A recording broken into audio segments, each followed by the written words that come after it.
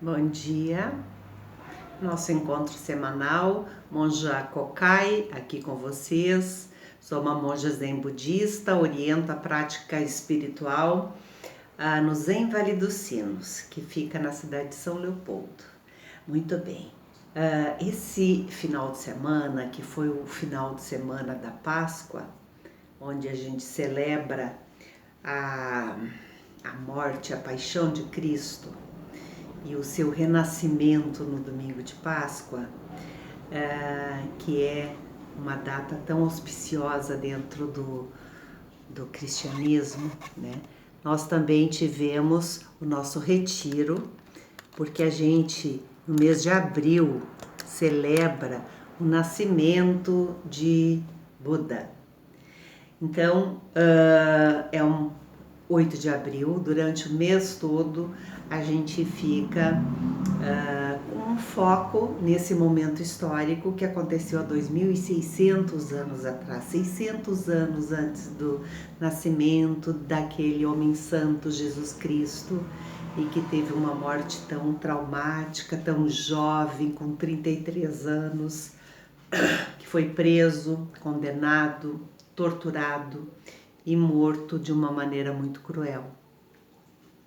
Ele, aquilo que ele pregava, ensinamentos tão preciosos e santos e puros, desestabilizaram, né, a ordem, né, naquele tempo e lugar, e ele foi visto como subversivo. Jesus Cristo era um ativista de direitos humanos, de justiça social, né? E Shakyamuni Buda, o que veio a ser o Buda histórico, que nasceu 600 anos antes, ele nasceu príncipe. Esse foi o primeiro nascimento, que é o celebrado, o nascimento desse bebezinho, né? E depois houveram outros nascimentos. Ele nasceu um bebê muito desejado, teve o infortúnio de perder a mãe uma semana depois por complicações do parto, mas foi muito bem criado pela tia, que veio a ser a mãe adotiva dele, porque essa pessoa casou com o rei Suddhodana, se tornou a rainha Gotama, né? E se dedicou, né, para criar esse filho com muito amor, com muito cuidado, com muito zelo. Então esse menino Siddhartha foi, o pai teve essa preocupação de criá-lo com tudo que podia ser de bom na época, de não fazer com que essa criança passasse por privações, frustrações. Então ele foi uma criança que teve acesso a tudo que tinha de bom na época.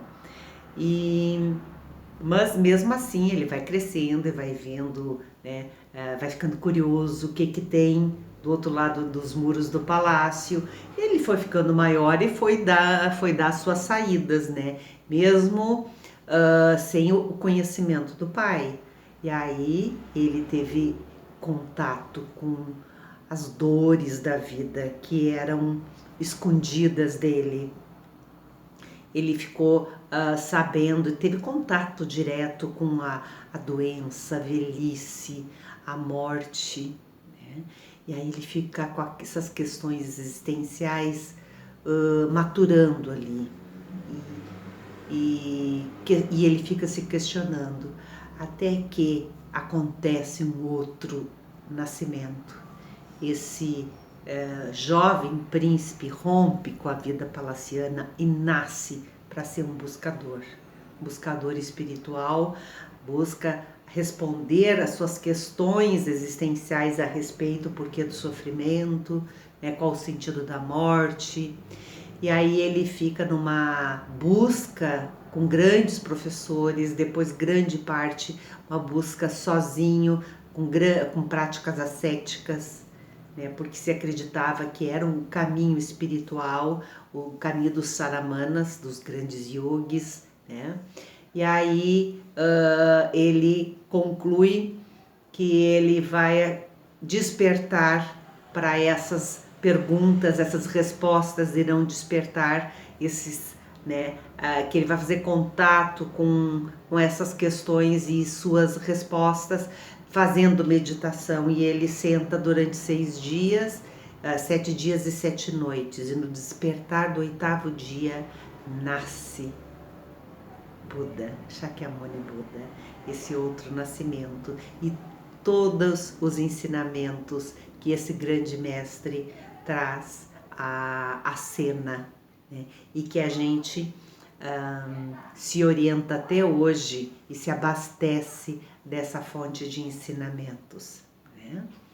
E é assim com a nossa vida. Quantas vezes a gente já nasceu, já renasceu, né? Isso tem a ver com a transformação que nos atravessa, querendo ou não, né? Somos atravessados, assim como a gente não tem mais o corpo de uma criança, a gente teve que fazer o luto, né, da perda da nossa infância, né, para que esse adulto possa nascer.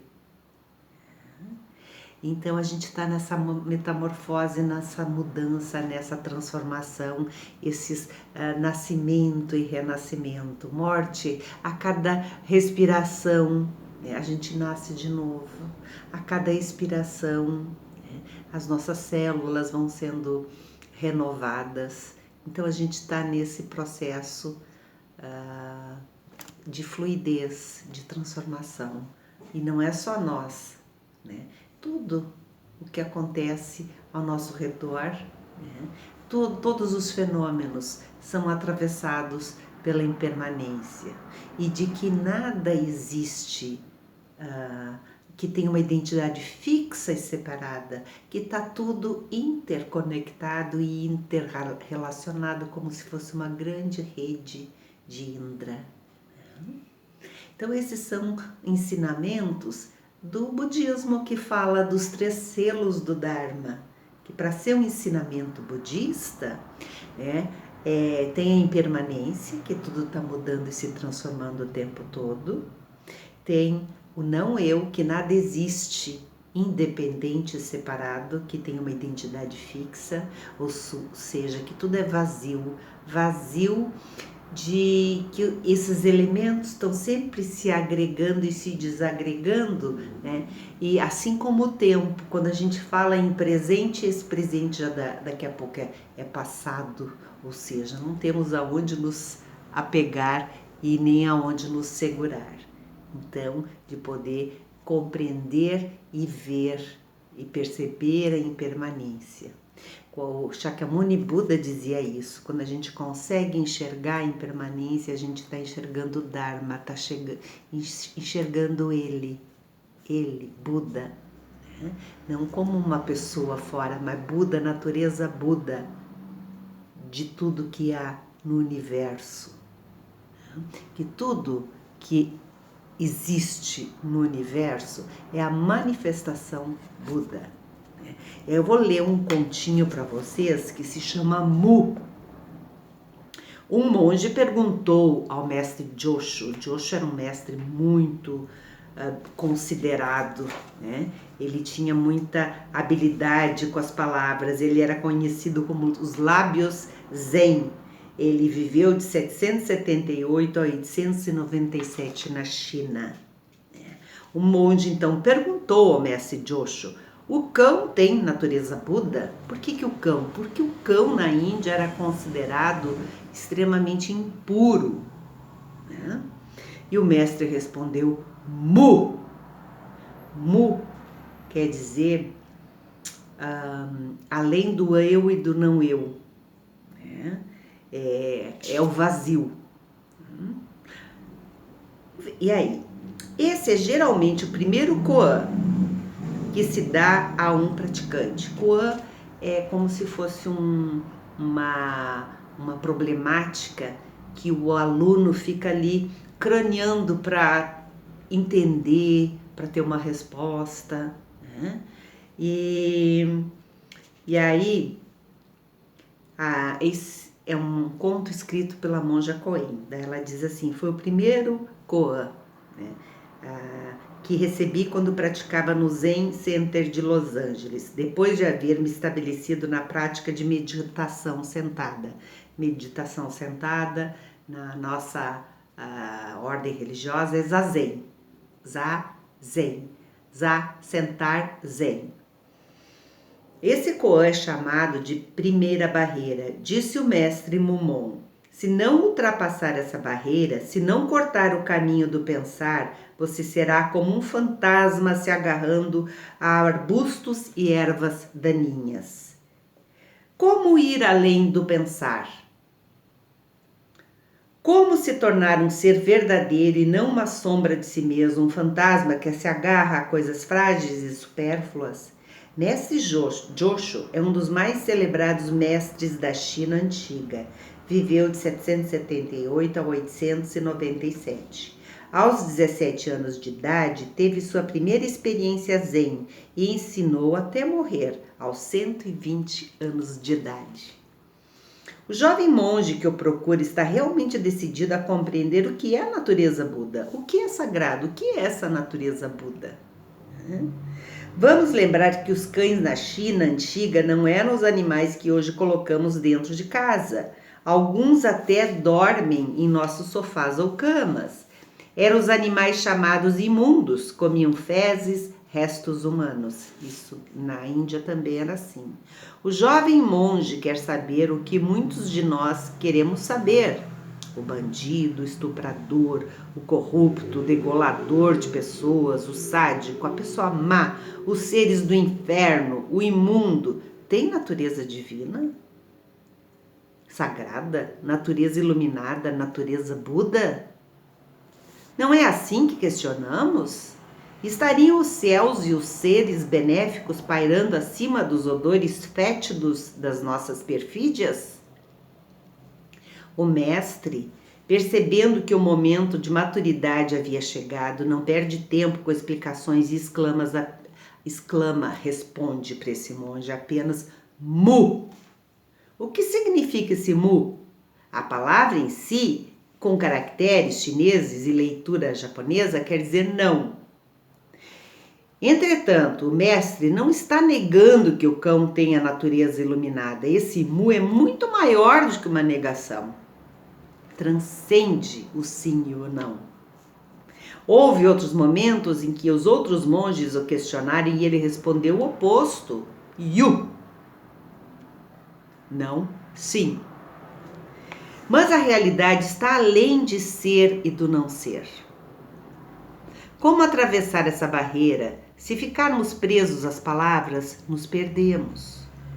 Tudo o que existe é a natureza Buda se manifestando, em toda parte, em tudo o que somos, onipresente, onisciente. Não se fala isso também para Deus, o sagrado divino, onipresente, onisciente, que está em tudo, permeia tudo e a todos, independente se é bom ou se é ruim. Transcende essa dualidade. Minha superiora, no mosteiro feminino de Nagoya, a Wama Shundosho Roshi, ao receber irmãs beneditinas da Europa em nossa clausura, disse a elas: talvez o que vocês chamem de Deus, nós chamamos de natureza Buda. Então a pergunta do monge vai se esclarecendo. Ele quer saber se Deus está também no sujo, no mal, nas impurezas dos seres. Por que permitiria o sofrimento, a dor, a maldade? O mestre de compaixão ilimitada apenas murmura: Mu está acima do bem ou do mal. Certa feita perguntara a Buda qual seria a causa primeira, já que em seus ensinamentos tudo o que existe é uma trama de causas, condições e efeitos, essa rede. Buda silenciou, ele não negou, ele não disse nem que sim, nem que não, em relação à causa primeira, o que veio primeiro. Ele silenciou. Em outra ocasião, respondeu: a mente humana é limitada para compreender o ilimitado. No budismo não se reza a Deus, mas os padres e madres do deserto também não o fazem. Certa ocasião, um padre do deserto, ordem católica de padres e madres reclusos que fazem voto de silêncio, conseguiu uma licença especial para ficar alguns dias no nosso mosteiro. Pouco antes de voltar ao seu mosteiro, pedimos que ele nos falasse um pouco sobre a prática e ele, entre outras coisas, disse: "Nós sabemos, Deus, como podemos pedir qualquer coisa? Como podemos reclamar e querer fazer trocas com o Criador? Nossas preces são apenas para bendizer o céu, o sol, a lua e a vida. Diferentemente do mestre Joshu, estou colocando mais palavras na sua cabeça. Apenas penetre e se torne a própria natureza Buda. Pratique Mu." Até o próximo encontro.